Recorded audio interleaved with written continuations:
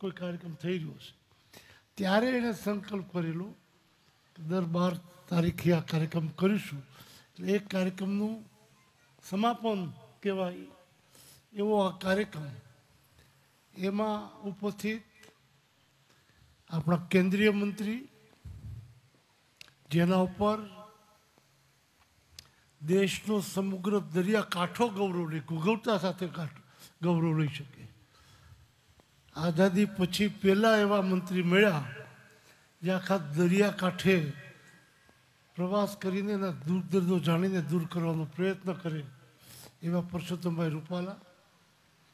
આ જિલ્લા માટે, ગીર ગાયો માટે કામ કર્યું છે. એનો ઇતિહાસ ભવિષ્યમાં ખ્યાલ આવશે કે આ બ્રાઝિલ ગીર ગાયના કારણે જે આર્થિક સમૃદ્ધિ પામ્યું છે એની શરૂઆત સૌરાષ્ટ્ર કે દેશમાં કરવાની, ગુજરાતમાં તો એ અમરેલીથી કરવા માટે રૂપાલા સાહેબે ખૂબ મોટું વાવેતર કર્યું છે.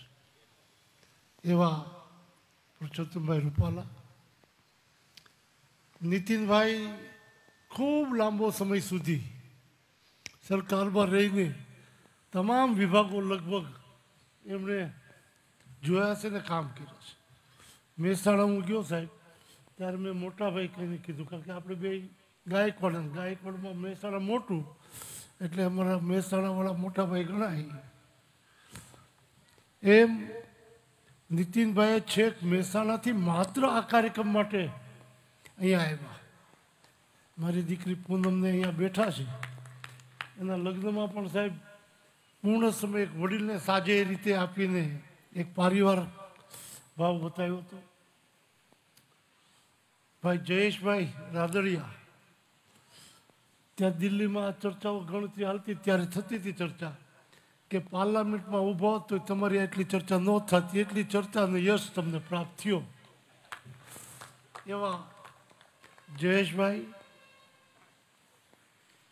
અમારા સાંસદ નારણભાઈ, અને આ આયોજન કરવા માટે જેને વિચાર્યું ભાઈ ભાવેશ રાદડિયા, ડૉક્ટર કાનાબાર સાહેબ, અને ગઈકાલે સાહેબ તમે જેનો ઉલ્લેખ અંતમાં કર્યો ગીતા સંઘાણી ના ઉલ્લેખ, ગીતાબેન સંઘાણી, કાલ મને છત્રી લઈને ફેર્યો છે સાહેબ એ બધાએ. એના માટે કાલે એનો સન્માનનો કાર્યક્રમ રાખ્યો હતો મારી સફળતાનો પડછાયો તરીકે. અને હોલ હતો, તડકો નહોતો, તો પણ પ્રવેશમાં લોકોએ આયોજન ડૉક્ટર કાનાભાઈ સાહેબે એવું કર્યું કે છત્રી લઈને મને હાથે લઈને તડકો ન લાગી જાય મુકાયો. પણ હું કાનાબાર સાહેબનો અને ભાવેશભાઈ અને એની ટીમનો આભાર માનીશ કે ધન્યવાદ આપીશ. સમજાતું નથી, કારણ કે મેં મારો જન્મદિવસ ઉજવવાનું કોઈ દી વિચાર્યું નથી. પહેલી વખત 90માં મંત્રી હતો ત્યારે કલકત્તા અમે ગયેલા. સવારે ઉઠ્યો ત્યારે બ્રહ્મભટ્ટ મારા પીએ, ત્રિપાઠી મારા સેક્રેટરી, ત્યારે આવીને હેપી બર્થડે કીધું. ત્યારે મને આવ્યું મંત્રી હતો ત્યારે એને સવારમાં જોગાનજોગ કીધેલું. ત્યાર પછી નરેન્દ્રભાઈની સરકારમાં મંત્રી બન્યો ત્યારે સવારના પોરમાં આવી ગયા, ત્યારે ખબર પડી કે બર્થડે છે, જે નરેન્દ્રભાઈ ઉલ્લેખ કર્યો એ. પણ ભાવેશભાઈ અને કાનાબાર સાહેબે જે આયોજન કર્યું અને એ માટે આભારી છું. કેટલાક વિચારો મારા કહીએ. મિત્રો, આ સ્થાન સુધી પહોંચવાની શરૂઆત નાનું એવું મારું ગામ માળીલા, અભ્યાસ પૂરતો ત્યાં હતો નહીં, અને ત્યાંથી અભ્યાસ કરવા માટે હું મામાના ઘેરે આવ્યો. નરભેણ બાપા રામણી, રાણીબા એટલે મારા બાના બા બાપુજી. પ્રાથમિક સ્કૂલમાં ત્યાં ભણવા જ્યારે આવ્યો એની પણ એવી કોઈ આર્થિક સ્થિતિ નહોતી સાહેબ. કોકને એવા ભાગશાળીને મામા મળે કે 72નો જ્યારે દુષ્કાળ આવ્યો તો મારા બાને 3 બહેનો અને ત્રણેયના ભાણિયા ભાણકી અહીંયા ભણતા હતા. ત્યારે એ દુષ્કાળમાં કોઈ ભાણિયાને ના ન પડી કે નથી ભણાવવા, એની જમીનનો એક ટુકડો વેચી નાખ્યો અને અમને ભણાવ્યા. એ મોહાલ રામાણી. અને એને વેચ્યા પછી ભણાવ્યો તો ખરા જ, પણ રોટલાની વાત આજે અમારી થાય છે ને, એ દિવસોમાં ભણતો તો ત્યારે પણ વિદ્યાર્થીઓ બાકી વાડીએ ટોળું લઈને જઈએ તો ટમેટાથી માંડીને જે કોઈ વાડ હોય એ ક્યારેય એને રોક્યા નથી. જમવા લાવ્યો તો જમવાનું વ્યવસ્થા આ બધું રાણીબા મારી બે મામી જે રીતે સંભાળતા હતા, અને હું ભાગશાળી છું કે એ જ ગુણ આજે મારા પરિવારમાં આવ્યા છે. મારા પરિવારમાં પણ એ જ ગુણ આવ્યા છે. ભાભી શરૂઆતમાં તો એક અમારા ભાભી હતી તો અમારા લગ્ન નહોતા થયા, મજાકે કરીએ ને પરેશાની કરીએ પણ ગમે ત્યારે રાતે ઉઠીને રોટલા ખવડાવવામાં પાછી પાછી ન કરતા. એ જ બાકીના ભાઈઓની ઘરમાં ગુણ આવ્યા અને હવે દીકરાઓના ઘરમાં પણ એ સ્થિતિ આવી. એ રીતે ઉછેર કરતાં કરતાં અમે અભ્યાસ કર્યો. જાહેર જીવનનો ઉલ્લેખ આમાં ખૂબ મોટો કર્યો છે. સમય પણ ઘણો થયો છે. કંઈક નવું કરવું જોઈએ સાહેબે કીધું, અને એમ કીધું તો અમે બેઠા ત્યારે કે તમારા નામે લખાય, તમારું જ નામ આવે એવી એક પ્રવૃત્તિ કરો. અમે બંને બેઠા ઘણી વખત કહે જાહેરમાં સહકારિતામાં ખબર ન પડી, પણ હું કહું ક્યારેક ક્યારેક ગંભીર સ્થિતિમાં એમની હારે ચર્ચા કર્યા વિના હું નિવેદન કે માઇક પકડી લો તો ઠપકાઓ ઘણા આવે. એવા અનુભવના અંતે હવે ફોનમાં જ્યાં હોય ત્યાં પૂછી લો કે આમાં શું કરાય. અહીંયા શાંતિની વાત કરતા હતા ને, સ્થિર મગજ યોગી, તમે પૂછી લીધું કે તમારે ચૂપ બેસવાનું છે, કારણ કે ઉકળાઈ જાય એવી પરિસ્થિતિઓ દેખાતી હતી. તો એવી સ્થિતિઓમાં આજે એક વિચાર હું જે અનુભવે વિચારી રહ્યો છું, સહકારથી સમૃદ્ધિ, આત્મનિર્ભર ભારત, આ સૂત્રો આપ્યા છે. એ દિશામાં સરકાર ખૂબ સારું કામ કરે છે.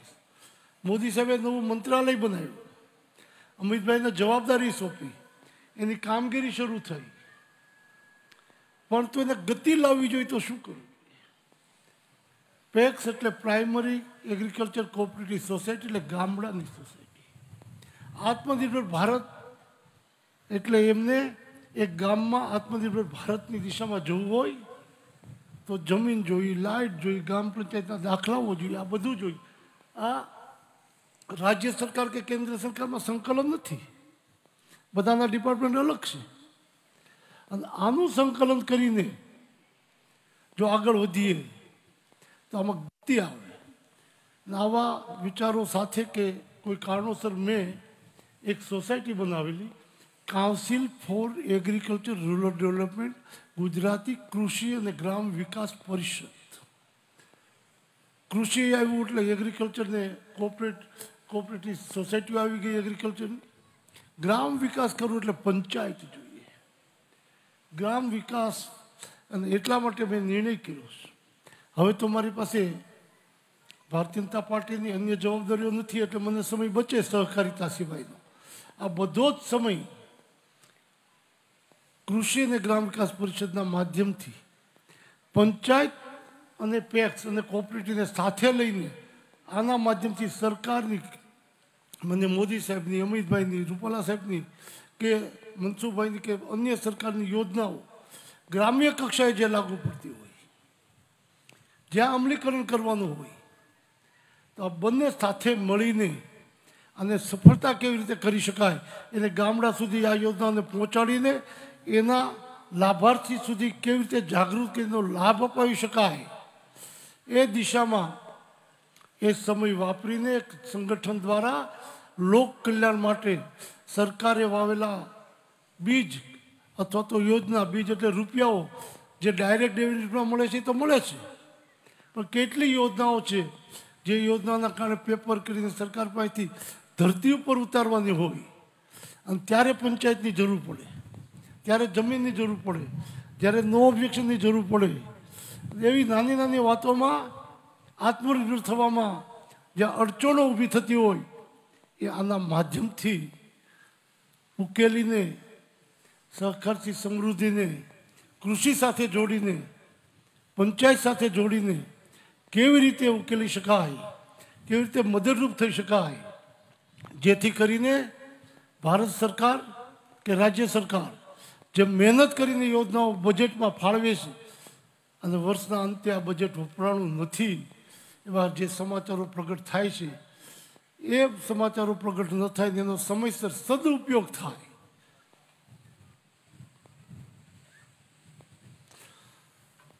એનો સદુપયોગ થાય એના માટે સતત પ્રયાસ કરીશ.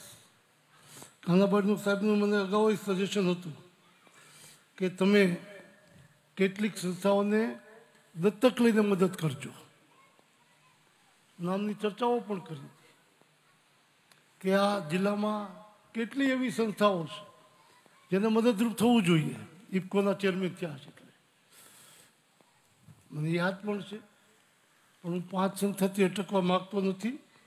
એમનું સજેશન હતું બાબાપુર સર્વોદય ટ્રસ્ટ, રેડ ક્રોસ, રોકડિયાપરા શાળા, લલ્લુભાઈ શેઠની હોસ્પિટલ, સમર્થ વ્યાયામ, આવી અનેક સંસ્થાઓ પણ આપોઆપ ઇફકો દ્વારા જેટલું શક્ય છે એટલું. હું હિરેનભાઈ જોડે કાલે બેઠો તો મને આ યોજના કરવી જોઈએ, આ કરવી જોઈએ. કૃષિ લગત ખૂબ મહેનત કરીને કૃષિમાં છે વાત કરતા. મેં કીધું રૂપાલા સાહેબને અમે બેઠા હતા ત્યારે એક એણે મને સજેશન કર્યું છે કે આ જિલ્લાની કૃષિ જણસ કોઈ માર્કેટમાં વેચાવી ન જોઈએ, બધી જ જણસ ગુજકો મસોલ ખરીદી લે અને MSPની રાહ ન જોવે, આ રીતે મૂલ્યવર્ધક કરવું જોઈએ. મેં એમને કીધું કે એ દિશામાં પહેલું કામ મગફળીનું મેં હાથમાં લીધું છે. નાફેડ હારે અમારા MOU થઈ ગયા છે અને નાફેડ દ્વારા જ્યાં જે જિલ્લાનો જે પાક થતો હોય, આપણા જિલ્લામાં મોટું ઓઇલ મિલ બનાવીને મગફળી બજાર ભાવે ખરીદીને એને મૂલ્યવર્ધક બનાવીને પીનટર બનાવીને વિદેશમાં નિકાસ કરવાનું, તેલ મિલિટરીમાં આપવાનું, આ બધી યોજનાઓ બનીને અમે એ દિશામાં ખૂબ આગળ વધી રહ્યા છીએ. એમ રાજ્યમાં હમણાં નીતિનભાઈએ જ ઉદ્ઘાટન કર્યું હતું મહેસાણામાં, ત્યાં શરૂ કર્યું છે, જૂનાગઢમાં કરવાના. રાજ્યના દરેક જિલ્લામાં સરકારે એક પાક એક જિલ્લાનો લેવાની વાત કરી છે. તમામ પાકોમાં ખેડૂતો માટે એના આર્થિક ઉત્થાન માટે આ કૃષિ અને ગ્રામ વિકાસ પરિષદના માધ્યમથી સરકારથી સહકારથી જ્યાં ડાયરેક્ટ થશે કરીશું, પણ જ્યાં અડચણ આવતી છે તો NGOના માધ્યમથી સમય આપીને જબરજસ્ત રીતે કામ કરીને આગળ વધવાની મારી તમન્ના છે સાહેબ. કે જે સમયે આ જિલ્લાની જનતાએ જે પ્રેમ આપ્યો છે, હું કે રૂપાલા સાહેબ હોય, બંને પ્રાઇમરી સ્કૂલથી ડગ માનતા અહીંયા સુધી પહોંચ્યા. નીતિનભાઈ ભાગ્યશાળી અમારો જિલ્લો કયો કે અમે બે મિત્રો કહીએ, એક જ મત વિસ્તારમાં આટલો લાંબો સમય અમારી જોડી જાહેર જીવનમાં કામ કરતી રહે અને લોકોનો વિશ્વાસ એવો ને એવો ટકાવી રાખ્યો હોય, આથી મોટી કૃપા કઈ કહેવાય, ઈશ્વરની એવડી મોટી કૃપા છે. અને હવે 70મું ઉજવી રહ્યા છે. લગભગ કોઈ પદ બાકી રહ્યા નથી. હું જિલ્લા પંચાયતનો સભ્ય હતો, 2 સભ્ય હતા ત્યારે, નગરપાલિકાનો પ્રમુખ હતો, વિપક્ષમાં ધારાસભ્યની રૂપાલા સાહેબ વાત કરી, સંસદ જોઈ, કમિટીઓ જોઈ, અને હવે જે હેતુથી બહાર નીકળ્યા હતા એ હેતુ સતત કામ કરતા હતા.